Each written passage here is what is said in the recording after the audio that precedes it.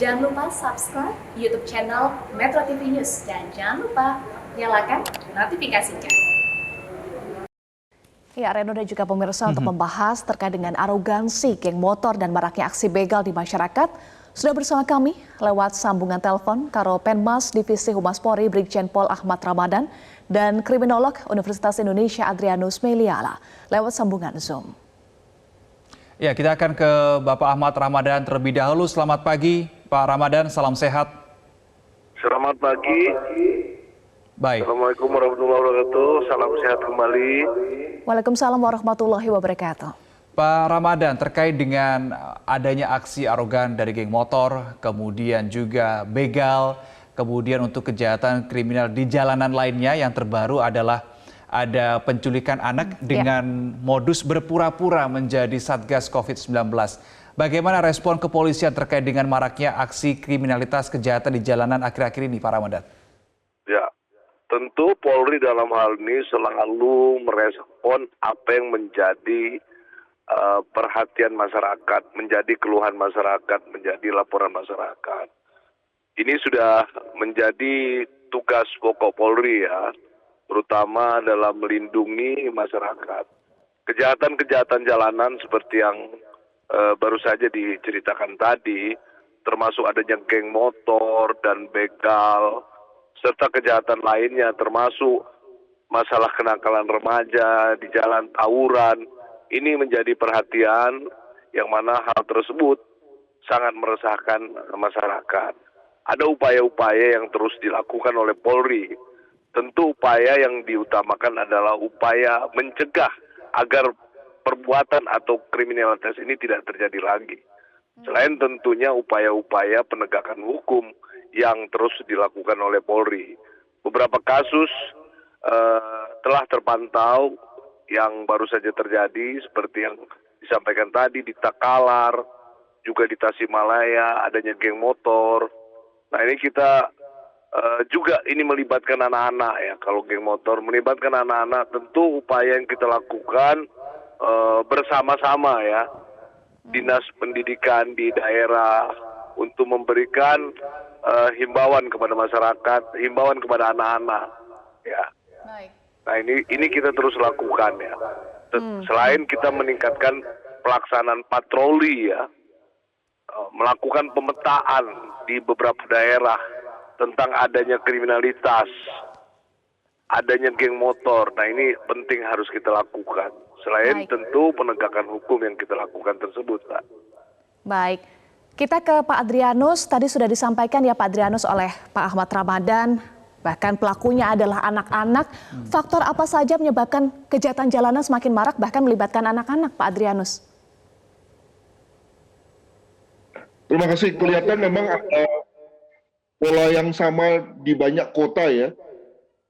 Pola itu adalah pertama adanya pelibatan dari anak muda, yang kedua adalah akses pada motor itu sendiri, dan yang ketiga adalah kesetiakawanan. Dengan kata lain, ada satu kelompok yang karena sama-sama merasa satu geng, satu kelompok, lalu kemudian tega, berani dan mau melakukan tindakan kekerasan tersebut. Nah, terhadap tiga hal ini, maka memang polisi repot sekali ya menanganinya, mengingat akses pada motor misalnya itu sesuatu yang tidak bisa dikendalikan oleh kepolisian saja. Apalagi ketika orang merasa bahwa motor itu adalah bagian dari transportasi, lalu kemudian diserahkan pada anak, sayang anak gitu ya. Maka kemudian lalu bagaimana polisi bisa mengatasinya, susah juga. Yang kedua adalah pada soal remajanya, ya, jumlah remaja itu mencapai sekitar 30% ya dari populasi Indonesia. Nah, ketika mereka badannya sudah gede-gede, sudah bisa bertindak seperti halnya orang dewasa, maka dia menjadi orang yang potensial untuk melakukan tindakan kekerasan. Dan yang ketiga adalah terkait dengan kesetiakawanan. Ini adalah bagian dari jati diri remaja ya, untuk kemudian menjadi orang dewasa. Nah, tiga hal ini saya kira akan repot sekali bagi kepolisian untuk mencegahnya. Maka saya kira sepanjang polisi mampu menekannya saja, ya, menekan untuk kemudian begitu ada kejahatan terjadi dan kemudian ditangkap, ya, itu saya sudah amat lumayan. Nah, bagaimana soal pencegahannya, saya kira memang disitulah lalu kemudian instansi-instansi lain, lembaga-lembaga sosial lain juga kemudian berperan dalam rangka mencegahnya. Tidak bisa hanya polisi saja yang bekerja dalam rangka menekan kejahatan jalanan itu. Demikian. Iya, itu adalah faktor-faktornya, tetapi kalau motifnya apa Pak Adrianus? Apakah ekonomi juga menjadi salah satu motifnya?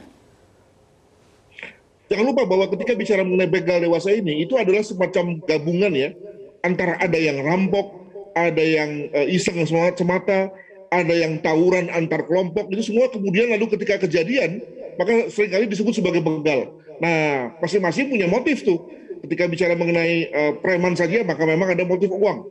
Ketika bicara mengenai rampok misalnya, maka ada motif uang. Tapi ketika bicara mengenai adanya kelompok yang saling berantem di jalan raya dengan menggunakan senjata tajam, itu kan tidak ada konteks uangnya kan. Nah, dengan kata lain motifnya beda-beda.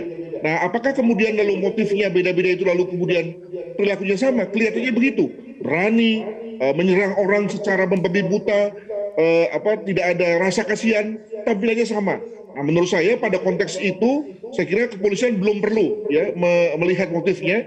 Yang penting adalah bahwa setiap perilaku-perilaku yang kemudian lalu menggunakan kekerasan itu ditekan saja, ya. Barulah kemudian dalam rangka pencegahannya, baru kemudian kita bicara mengenai motif. Nah, sekali lagi, pencegahan rasanya akan repot kalau hanya polisi saja yang melakukannya. Demikian.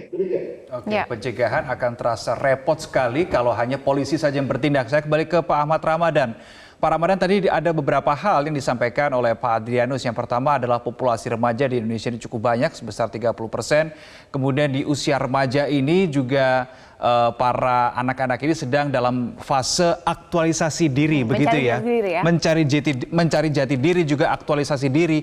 Pak Ramadan, tadi Anda juga mengatakan bersinergi dengan Dinas Pendidikan. Konkretnya seperti apa? Apa yang dilakukan antara Polri dan Dinas Pendidikan untuk mencegah kenakalan anak-anak remaja khususnya di jalanan? Ya, di kepolisian itu ada namanya fungsi preemptif ya, yang dilakukan oleh fungsi Bimas.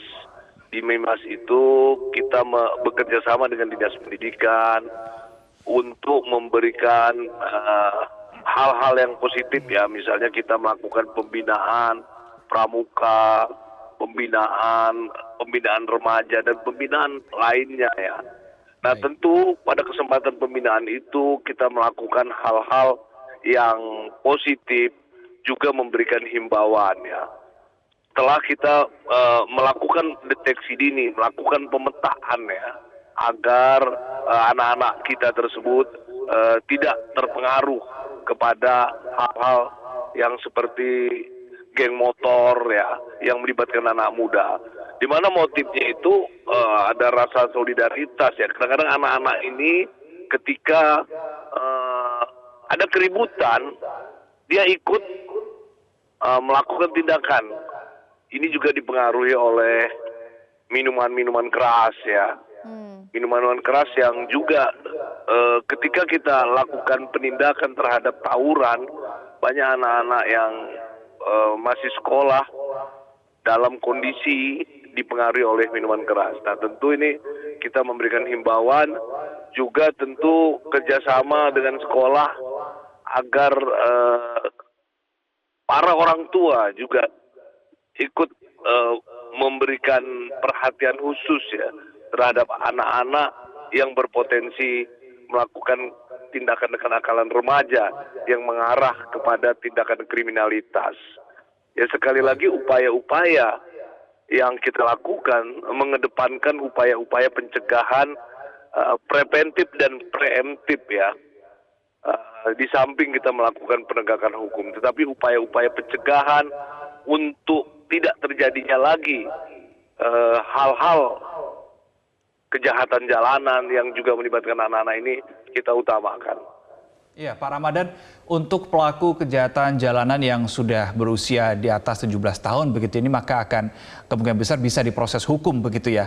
Tapi kalau mereka yang usia remaja, usia anak sekolah, bagaimana kemudian proses pembinaannya supaya ini betul-betul berhasil, kejadian serupa tidak terulang?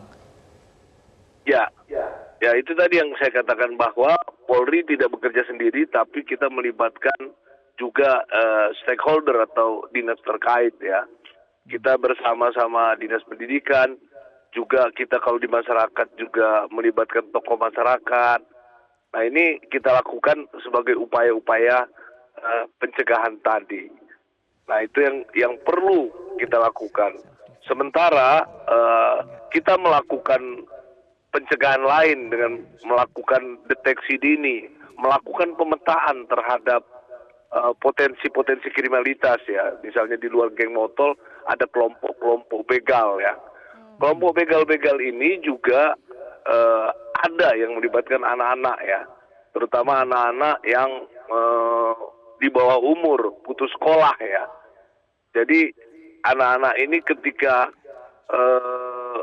terpengaruh dengan minuman keras, kebutuhan terhadap minuman keras itu tersalurkan dengan mencari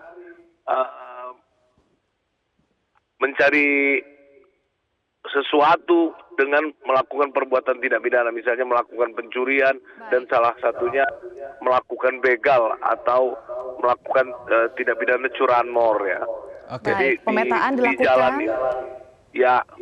Baik, Selain Pak. curanmor juga ada begal. Bedanya curanmor itu dia melakukan pencurian, tapi kalau begal itu melakukan upaya pencurian dengan paksa gitu ya.